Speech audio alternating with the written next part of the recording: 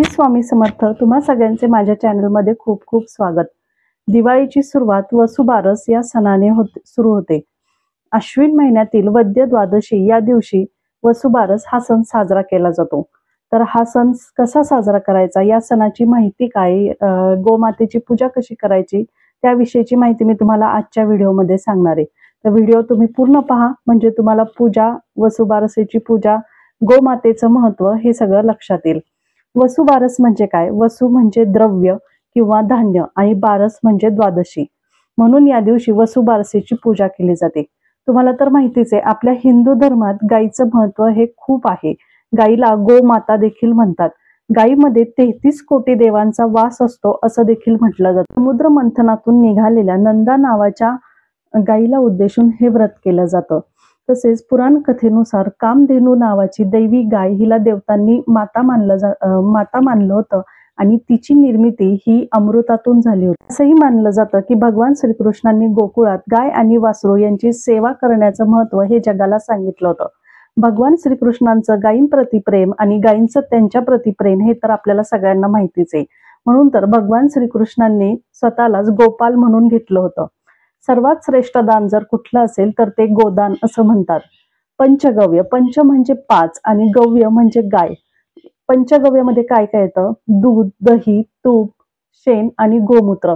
हे सगळं आपल्याला किती महत्वाचं आहे, त्याचा आपल्यासाठी वापर हा किती महत्वाचा आहे हे पण आपल्याला तर माहितीच आहे। वसुबारसेच्या दिवशी गायची तिच्या वासरासोबत पूजा केली जाते। आपल्या लेकरा बाळांना सुख, शांती, आरोग्य लाभावं म्हणून देखील या दिवशी उपास केला जातो। आता तुम्हाला जवळ गोठा किंवा गोशाळा असेल तर तुम्ही तिथे देखील जाऊन पूजा करू शकता। तर तिथे कशी पूजा करायची ते सांगते। जाताना एका तांब्यात पाणी, हळद कुंकू, फूल, अक्षता आणि नैवेद्य म्हणून गुळाचा खडा तुम्ही नेऊन जाऊ शकता। या दिवशी रमा एकादशी आहे, त्यामुळे या दिवशी गायीचा देखील उपास असतो असं म्हणतात। त्यामुळे या दिवशी दुसरा कुठलाही नैवेद्य, डाळ वगैरे असं काही नेऊ नका। तिथे गेल्यानंतर गायीचे पाय धुवायचे, त्यानंतर गायीला हळद कुंकू व्हायचं, गायीला अक्षता व्हायच्या, तिला फूल लावायचं, त्यानंतर तिला एक प्रदक्षिणा घालायची। जर तुम्हाला वाटत असेल तर तुम्ही 11 प्रदक्षिणा शक्य असेल तर घाला, नाहीतर एक घातली तरी चालते। हे सगळं करताना तुम्ही ओम नमो भगवते वासुदेवाय असा जप करायचा तिची पूजा करताना, नाहीतर जय गोमाते असं देखील तुम्ही म्हणू शकता। आता ज्यांच्या घरी ज्यांच्या जवळ गोशाळा नाहीये, गाय नाहीये किंवा गोठा नाहीये, तर त्यांनी घरी कशी पूजा करायची ते मी तुम्हाला आता दाखवते। आता पूजा सुरू करताना कुठलीही पूजा सुरू करण्यापूर्वी तुम्ही बसायला आसन घ्यायचंय। आसन न घेता बसू नका, नाहीतर ती पूजा तुमची भूमिदान होईल, भूमीला दान होते, म्हणून नेहमी आसन घेऊन बसा। इथे मी 2 अशी 3 जोडपाने ठेवलेत बघा। ही 2, याला नागलीची किंवा खाऊची पानं देखील म्हणतात। आता ही माझी घरची आहे, त्यामुळे ही घरचा वेल आहे, त्यामुळे ही तुम्हाला छोटे छोटे दिसत असतील बघा। ही 2, 1 आणि 1, 2 अशी 2, ही देखील 2 आणि ही 2। सगळ्यात पहिल्यांदा तुम्हाला दिवा आणि धूप लावून घ्यायचा आहे। पहिले तुम्हाला स्वतःला हळदी कुंकू लावून घ्यायचंय, मग तुम्हाला दिव्याला हळदी कुंकू व्हायचे,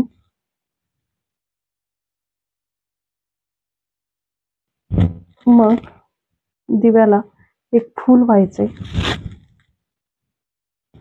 आणि आता पूजेला सुरुवात करूया। सगळ्यात पहिल्यांदा तुम्हाला गणपती बाप्पाची पूजा करायची। एक तामण घ्यायचं, त्यामध्ये तुम्हाला गणपती बाप्पा घ्यायचे। तुमच्याकडे जर गणपती बाप्पाची मूर्ती नसेल तर तुम्ही सुपारी देखील घेऊ शकता। गणपती बाप्पाला 11 वेळेस पाण्याने अभिषेक करायचा। ओम गणगणपतये नमः, ओम गणगणपतये नमः, ओम गणगणपतये नमः, ओम गणगणपतये नमः। तुम्ही हवं तर गणपती स्तोत्र पण म्हणू शकता किंवा वक्रतुंड महाकाय या नावाचाही जप करू शकता। तुम्ही हवं तर पंचामृताने देखील अभिषेक करू शकता। पंचामृताने करताना आधी 11 वेळेस पाण्याने, मग 11 वेळेस पंचामृत, मग परत 11 वेळेस पाण्याने असं करायचं। मग हे जे पहिलं जोडपान आहे ना, इथं थोड्या अक्षता ठेवायच्या, व्हायच्या, आणि मग इथे परत हळदी कुंकू व्हायचं।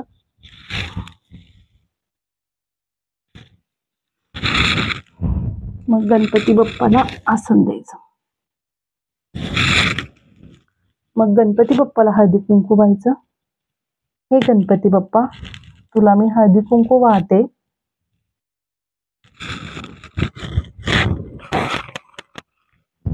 मग अक्षता व्हायच्या. हे गणपती बाप्पा, तुला मी अक्षता वाहते. मग फूल, लाल कलरचं फूल, तुमच्याकडे जास्वंद मिळालं तर ठीक, नाहीतर जे लाल कलरचं फूल असतं, हे गणपती बाप्पा तुला मी फूल वाहते. तुम्ही इथे दुर्वा देखील वाहू शकता. मग गणपती बाप्पाला नैवेद्य. हे गणपती बाप्पा, तुला मी नैवेद्य अर्पण करते.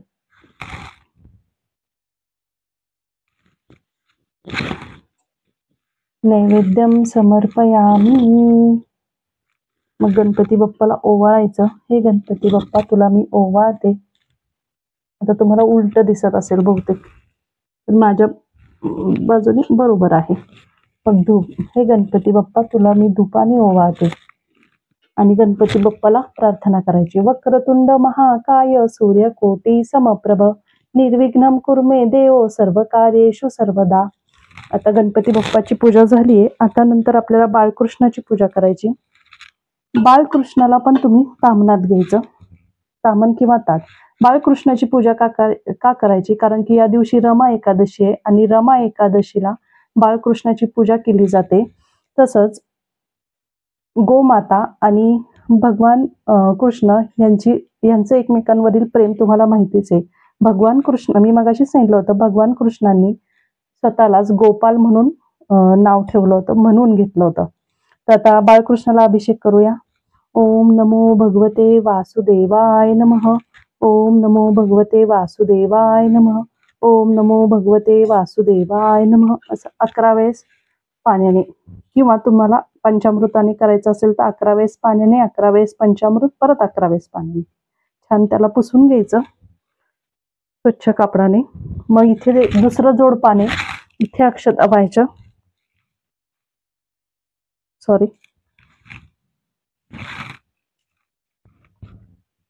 मग परत तिथे हळदी कुंकू व्हायचं.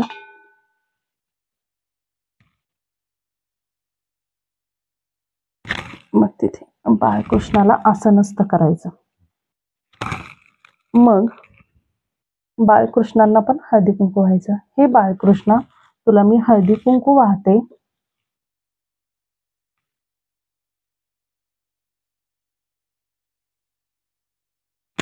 अक्षता व्हायच्या. हे बाळकृष्ण, तुला मी अक्षता वाहते. एक फूल व्हायचं. हे बाळकृष्ण, तुला मी फूल वाहते. ओवाळायचं. हे बाळकृष्ण, तुला मी ओवाळते. हे बाळकृष्ण, तुला मी धूपाने ओवाळते. करायचं. मग बाळकृष्णाला नैवेद्य. इथे माझ्याकडे एक फळ आहे, मी हे फळ दाखवते. तुम्हाला हवं असेल तर तुम्ही गुळाचा किंवा साखरेचा किंवा तुमच्या घरात जे फळ असेल त्याचा तुम्ही नैवेद्य दाखवा. नैवेद्यम समर्पयामी. आता बाळकृष्णाची देखील पूजा झालीये. आता आपण गोमातेची पूजा करूया. आता माझ्याकडे ही मूर्ती आहे गोमातेची, दिसत असेल तुम्हाला. मूर्ती घेताना ती अशी गाय आणि वासरू अशी मूर्ती घ्यायची. वासरू गाईचं दूध पिते अशी मूर्ती घ्यायची. तुम्ही हवी तर चांदीची, पंचधातूची, पितळेची देखील घेऊ शकता, किंवा तुमच्याकडे असेल देखील. आता हिची पण अशीच पूजा करायची. पायांवर पाणी सोडायचं. गोमाते नमः. गोमाते नमः. वासरू गोमाते नमः. गोमाते नमः. गोमाते नमः. किंवा ओम नमो भगवते वासुदेवाय देखील तुम्ही मंत्र म्हणू शकता. ओम नमो भगवते वासुदेवाय नमः किंवा गोमाते नमः असे 2 मंत्र तुम्ही म्हणू शकता. 11 वेळेस म्हणायचे किंवा 21, 51 तुमच्या ह्याच्यानं. तिला पण छान स्वच्छ पुसून घ्यायचं.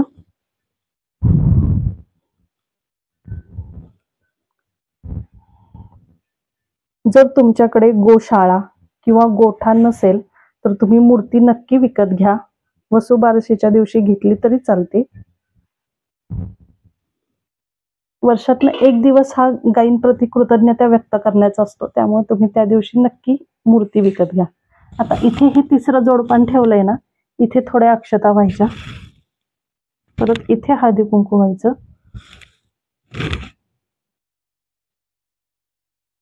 आणि इथे गोमातेला आसन असतं.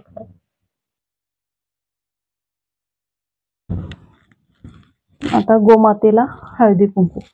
हे गोमाते, मी तुला हळदी कुंकू वाहते.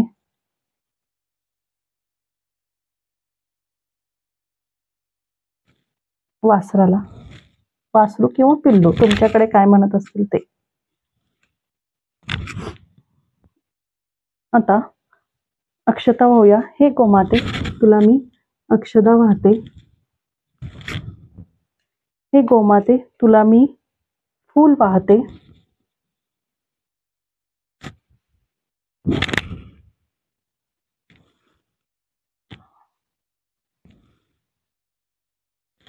हे गोमाते, तुला मी ओवाळते, दिव्याने ओवाळते. हे गोमाते, तुला मी धुपाने ओवाळते. हे जर संस्कृत मध्ये म्हणायचं असेल ना, तर असेल दीपम दर्शयामी धूपम दर्शयामी, पण बऱ्याच जणांना ते अवघड वाटेल म्हणून मी तुम्हाला हे मराठीत म्हणून दाखवते. आता गोमातेला नैवेद्य, पाण्याचा भरीव चौकोन काढायचा आणि मी गुळाचा नैवेद्य दाखवणार आहे. कारण की या दिवशी रमा एकादशी आहे, त्यामुळे असं म्हणलं जातं की या दिवशी गायीचा देखील उपवास असतो. त्यामुळे ह्या दिवशी दुसरा कुठला नैवेद्य न दाखवता मी गुळाचा नैवेद्य दाखवते. नैवेद्यम समर्पयामी. तर अशी ही घरच्या घरी सोपी पूजा कशी करायची ती मी तुम्हाला दाखवली. तुम्ही खाली रांगोळी काढा गोपद्माची. मी काढली पण व्हाईट कलरची फरशी, त्यामुळे तुम्हाला ती दिसत नसेल. गोपद्माची रांगोळी काढून त्यावर हळदी कुंकू व्हायचं. घरच्या घरी पूजा कशी करायची ते मी तुम्हाला दाखवलं. आता तुम्हाला मी कहाणी वाचून दाखवते. एक छोटीशी वसुबारसेची कहाणी, ती मी तुम्हाला वाचून दाखवली. कहाणी वसुबारसेची. आटपाट नगर होतं, तिथे एक कुणब्याची म्हातारी होती. तिला एक सून होती, गाई गुरं होती, ढोरं म्हशी होत्या, गव्हाळी मुगाळी वासरं होती. एके दिवशी काय झालं, अश्विन मास आला. पहिल्या द्वादशीच्या सकाळी म्हातारी उठली, शेतावर जाऊ लागली. सुनेला हाक मारली, मुली इकडे ये. सून आली. काय म्हणून म्हणाली तशी म्हातारी म्हणाली, मी शेतावर जाते, दुपारी येईन. तू माडीवर जा, गव्हाचे मुगाचे दाणे काढ, गव्हाळे मुगाळे शिजवून ठेव असं सांगितलं. आपण निघून शेतावर गेली. सून माडीवर गेली, गहू मूग काढून ठेवले, खाली आली, गोठ्यात गेली. गव्हाळी मुगाळी वासरं उड्या मारत होती. त्यांना ठार मारलं, चिरलं व शिजवून ठेवून सासूची वाट पाहत बसली. दुपार झाली तशी सासू घरी आली. सुनेनं पान वाढलं, सासूनं देखलं. तांबडं मांस दृष्टीस पडलं. तिनं हे काय म्हणून सुनेला पुशिलं. सुनेनं सर्व हकीकत सांगितली. सासू घाबरली, न समजता चुकी घडली म्हणून तशीच उठली. देवापाशी जाऊन बसली, प्रार्थना केली, देवा देवा, हा सुनेच्या हातून अपराध घडला, तिला ह्याची क्षमा करा. गायींची वासरं जिवंत कर. असं न होईल तर संध्याकाळी मी आपला प्राण देईल असा निश्चय केला. देवापाशी बसून राहिली. देवानं तिचा एक निश्चय पाहिला, निष्कपट अंतकरण देखील. पुढं संध्याकाळी गायी आल्या, हंबरडा फोडू लागल्या. तशी देवाला चिंता पडली, हिचा निश्चय ढळणार नाही असं देवास वाटलं. मग देवानं काय केलं, गायीची वासरं जिवंत केली. ती उड्या मारीत मारीत प्यायला गेली. गायीचं हंबरडं बंद झालं. म्हातारीला आनंद झाला, सुनेला आश्चर्य वाटलं.